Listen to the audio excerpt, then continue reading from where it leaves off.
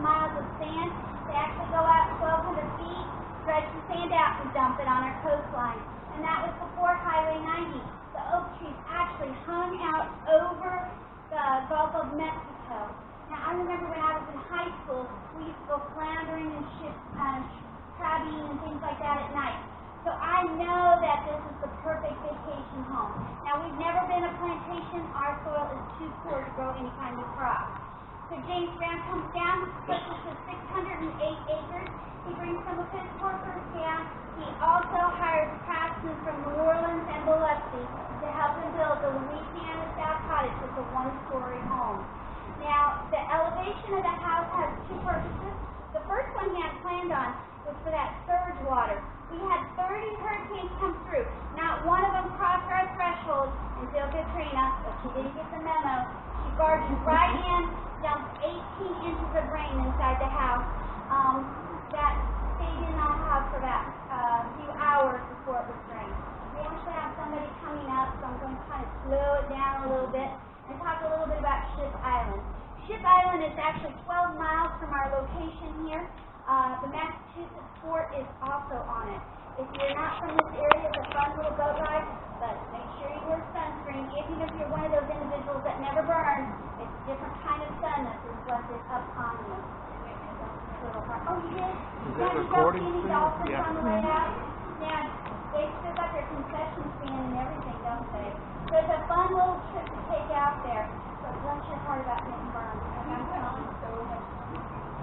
You know, it just doesn't matter, that reflection, because I get burned every single time. Hi, welcome. We've just gotten started. We were kind of waiting for you. Okay. How are you doing today? All right, ma'am. How are you? Great.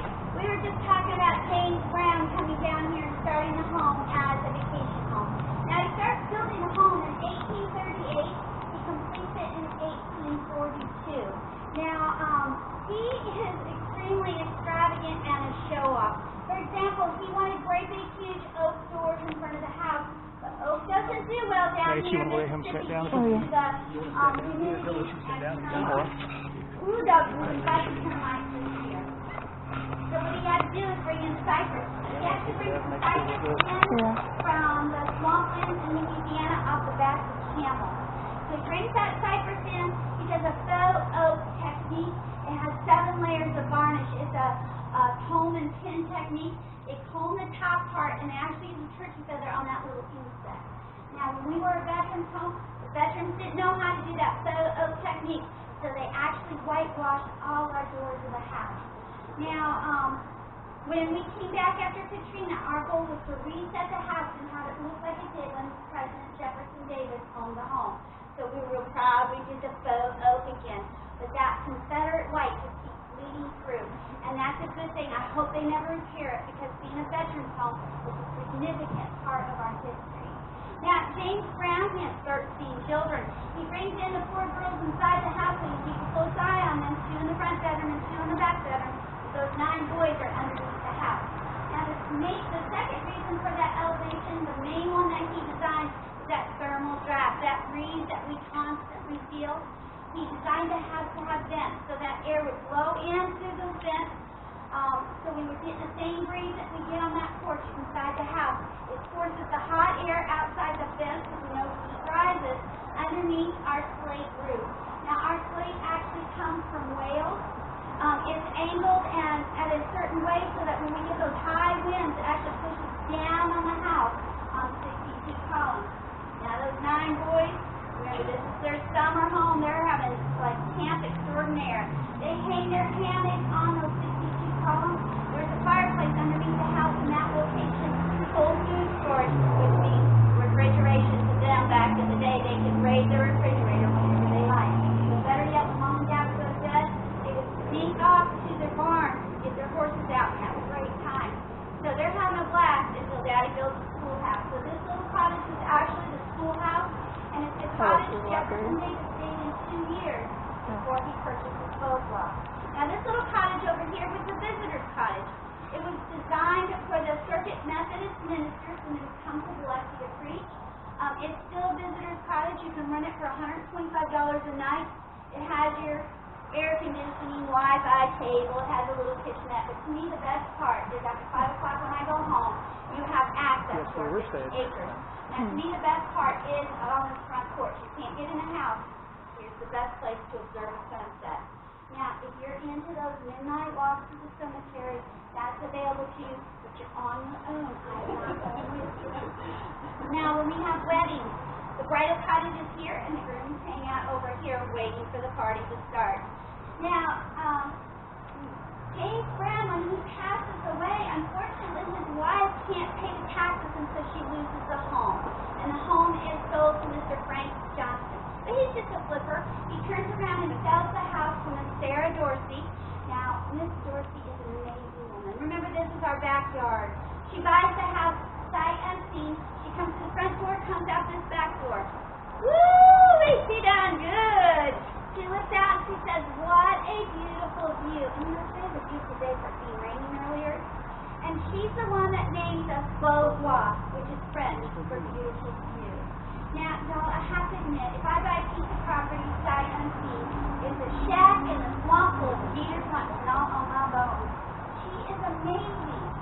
She is running her deceased father's and husband's plantations. She is on the Board of Science in New Orleans.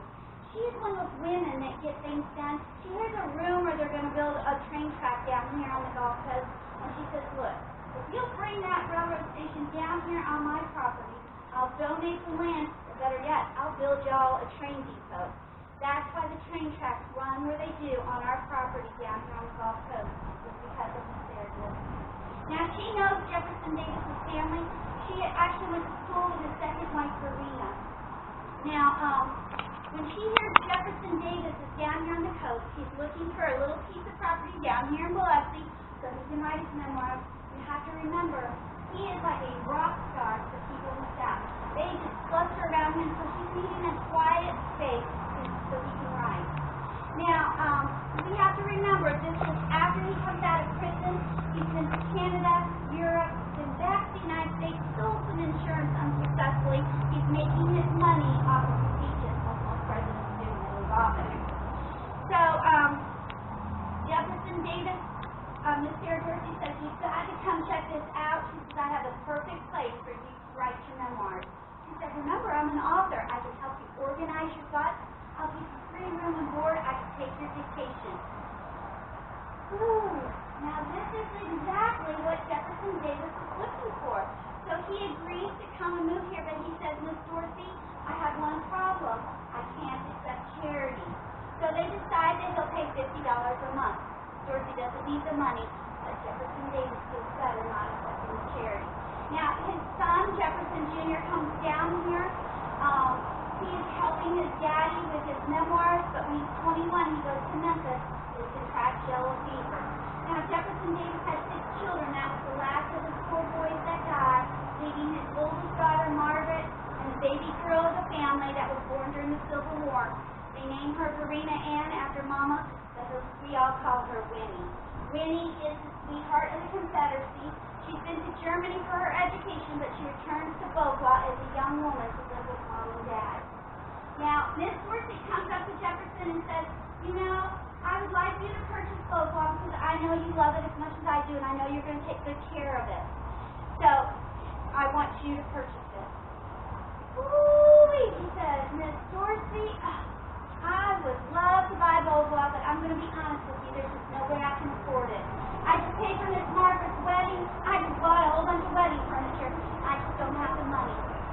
Dorsey is not interested in the money. She says, tell you what we're going to do. I'm going to sell you the 608 acres and the house of Beauvoir, and I'm going to sell it to you for $5,500. You can make payments. Ooh, doggy, I pay that much just for this front porch. Of course he purchases Beauvoir. He's no fool. But Miss Dorsey is up to mischief. She knows she has terminal breast cancer. She already wrote a will a year previously, so when she dies in 3 months, that's when Jefferson finds out he already owns the property he just purchases. Not only that, he owns all her plantations and all her assets. Now, this is the true man Jefferson Davis was. He goes ahead, he purchases Beauvoir, he satisfies his debt and pays it off to the estate, pays off her medical bills, and in his will, he she wills those plantations back to her family. That was charity. Can't accept it. We're going to go inside the house now. I'm going to show off a little James Brown. I'm glad he was a show off because he left us a beautiful home. So come on in. You want to know everybody was still in? Yeah.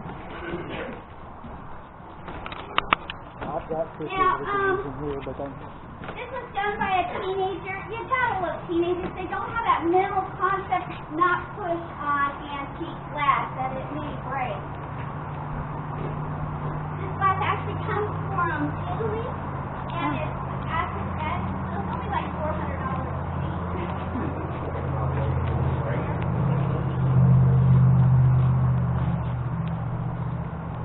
Do you think we really can stay in that place next time we come?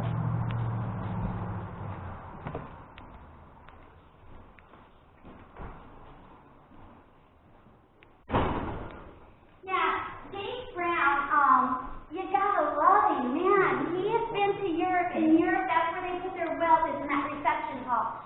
So when he gets company, first thing they know is he's got money. I use these two as closets, but this is actually part of that vent system for that thermal draft to bring it in the house.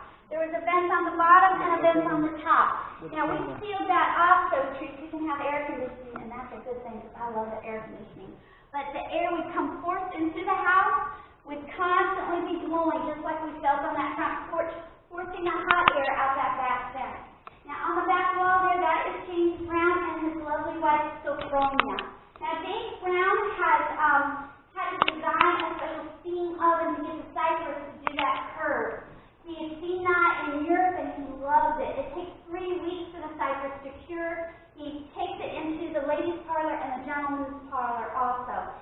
He hires the German artist Mueller to do the fresco painting. I love how he does the 3D effect of this young boy riding the juvenile dolphin. On the other end of the room is Neptune riding an adult dolphin. It symbolizes the maturity of man's mind and body as he grows. We honor the artist with the painter's palette in the center. Now, it took Mueller 2 years, and it took a husband and wife team 11 months to do the repairs after Katrina. They bring in a specialist with a scalpel and a microscope. These are the authentic shades that were here when Jefferson Davis owned the home. Now, when Jefferson Davis is a young man, he is serving in the Army underneath the future President, Zachary Taylor. Now, Zachary Taylor has a beautiful daughter, Miss Sarah Taylor, and Jefferson asked for her hand in marriage. Well, of course, Zachary Taylor says, no, my baby girl is not marrying a man in the military because you're going to haul her off to some isolated coast. I know, I did that with his mother. Jefferson is so heartbroken. He goes to the hurricane plantation. That's his oldest brother, Joseph. Joseph is 24 years older and has been Jefferson's mentor. He just puts his hands out and says, really, I can't believe we're having this conversation. When you were 16, I got you an appointment to West Point. You have an architecture and an engineering degree. Yeah. You need to figure this out. So Jefferson Davis returns to Zachary Taylor and resigns his commission in the Army. Now, Miss Sarah had 2 fears in her life. One, she wasn't going to get to marry her sweetheart because Daddy had said no. 2, malaria. They come to Mississippi for their honeymoon. She contracts malaria and passes away 3 months later. Now, Jefferson is able to recover from his case of malaria, but he loses the vision in his left eye. That brings us to the oldest item in the house. I love this grandfather clock. This grandfather clock was built by John Turnbull in Georgetown, which is now Washington, D.C., in 1780. Now, it's an 8-day clock, so after I wind it, it's going to tell us the seconds and the date. So look at this Roman numeral number 4. Now, the clockmakers back in the day, they artistically did the 4 slash marks instead of the slash and the V because it holds the same weight as the number 8. So it balances out the clock artistically. If you see that, you know it's an antique or a replica.